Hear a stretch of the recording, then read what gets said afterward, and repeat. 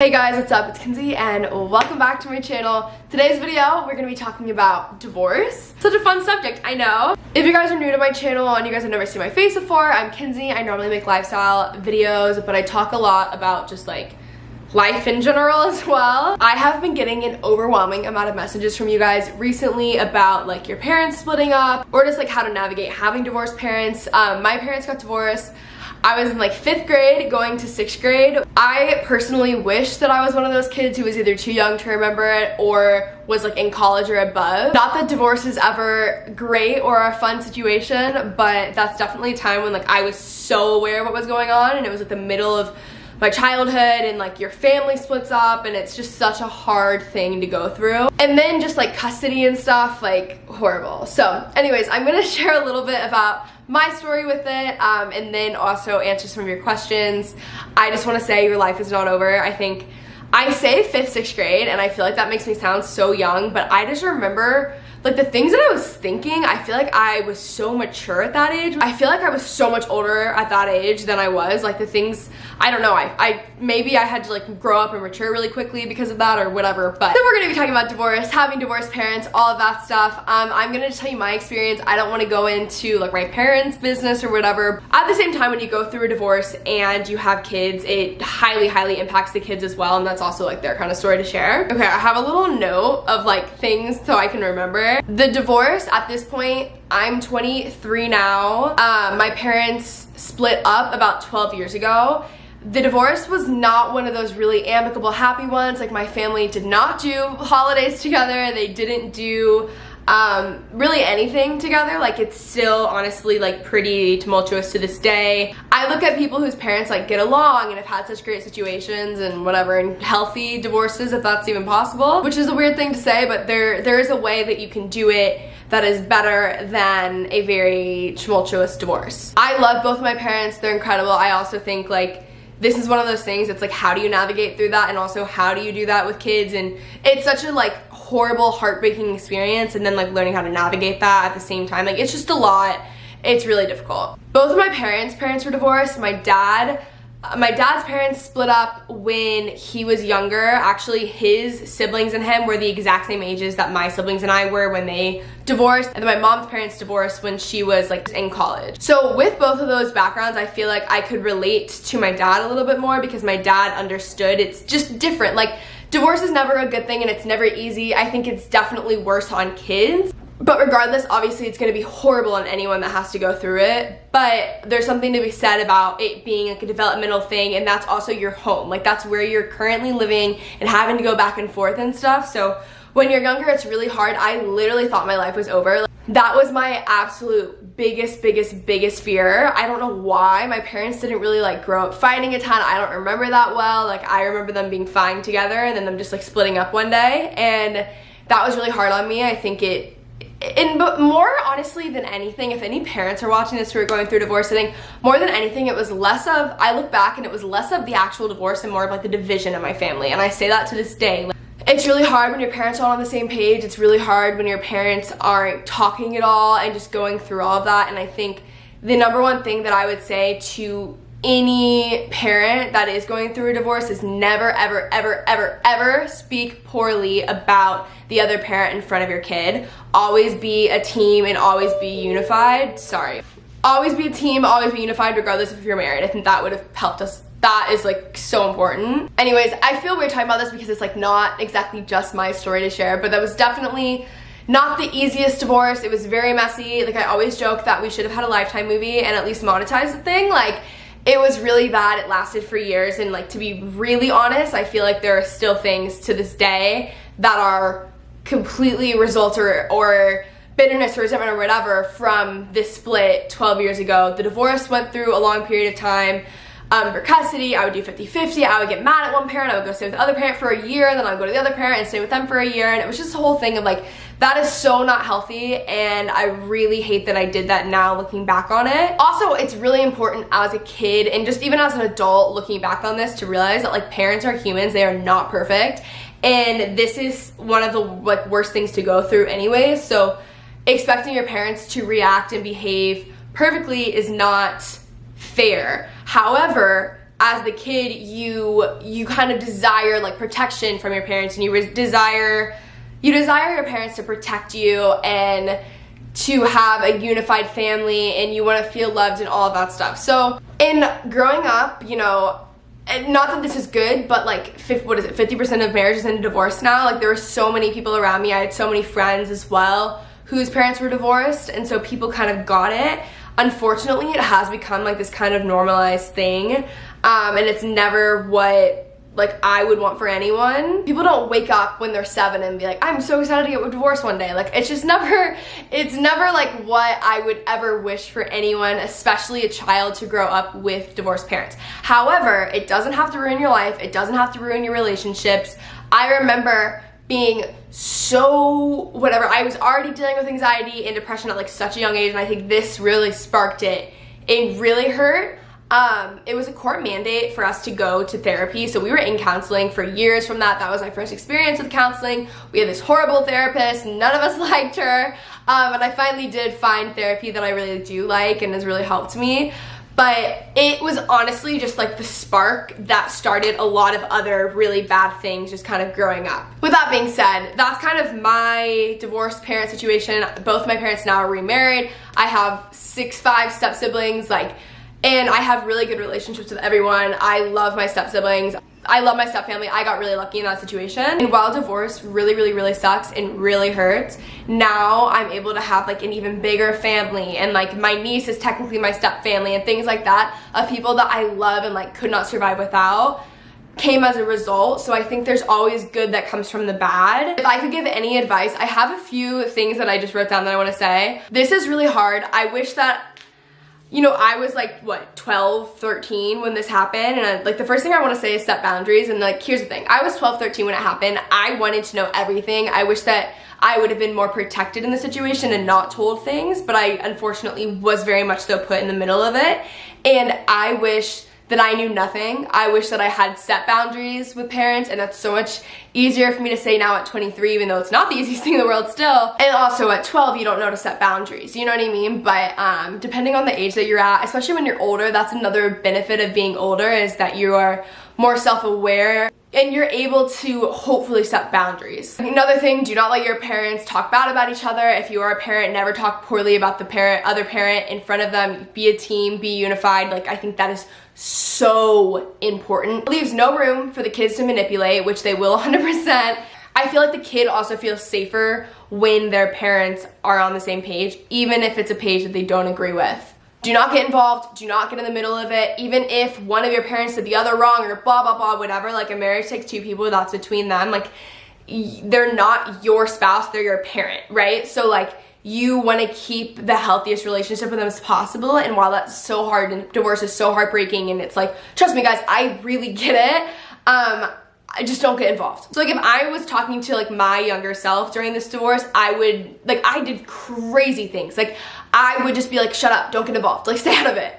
Another thing, get therapy. Go to therapy. Again, if you're a parent whose kids are going through a divorce and you're splitting up right now, like, take them to therapy. I think that's one of the best things that you can do, and also you kind of get ahead of the problem, because divorce does affect you later on in life. I think just unity more than anything, which obviously, what I mean by that is obviously divorce is division, right? Obviously that's like dividing a marriage and a family and whatever that is, but I think that with divorce, there is a way to still be unified and not create as much division. So try to stay unified even if you aren't married. I never ever want divorce for my own kids. I know that's obviously so much easier to say when like I've never been married, but I also think that it is possible. I've seen it so many times. Something that was really helpful for me too, just growing up, because obviously I didn't grow up with married parents. I didn't grow up with a marriage that I really looked up to, but when I moved to LA and the church that I was at, there were so many healthy marriages around me,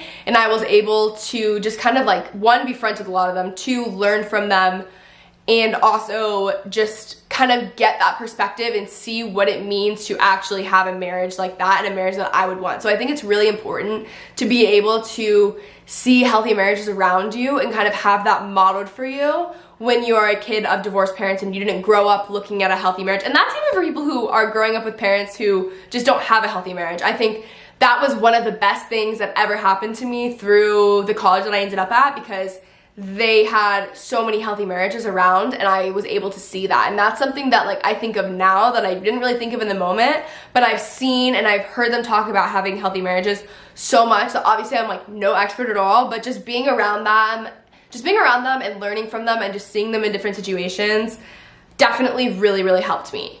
It is possible. Just because you're a kid of divorced parents does not mean there's anything wrong with you. It was never your fault. Couldn't be further from your fault. You still deserve a healthy marriage. You are still fully capable of having a healthy marriage. You're fully capable of having healthy relationships, and even having healthy relationships within your family. Like, I just want to really drill it in that there's nothing wrong with you, that you are not the problem, and that you are not this broken, fragile person, broken beyond repair because of divorce. Like, I'm not gonna lie to you, obviously there are things that you probably do need to work through having divorced parents, like going to therapy and even like reading books and being self-aware and just kind of getting ahead of the problem and trying to not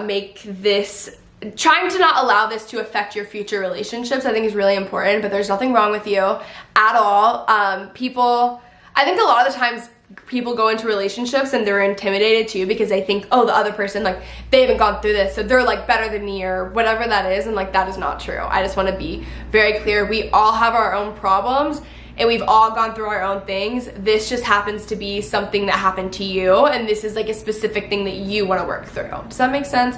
Basically, I'm just saying don't have victim mentality and get ahead of the problem. Someone said, hi, my parents have been divorced for years and it's my biggest struggle to this day. I get it, divorce really affects family. It's just one of those things where you are only held accountable for your reactions and how you respond to things, and unfortunately, like, you are not in control of your parents and you're not in control of the situation. But I have learned how to set very strong boundaries, how to have very strong emotional boundaries, so I don't allow that to affect me, or don't allow those words to bother me, or you just have strong boundaries in relationships. I also think therapy is really great.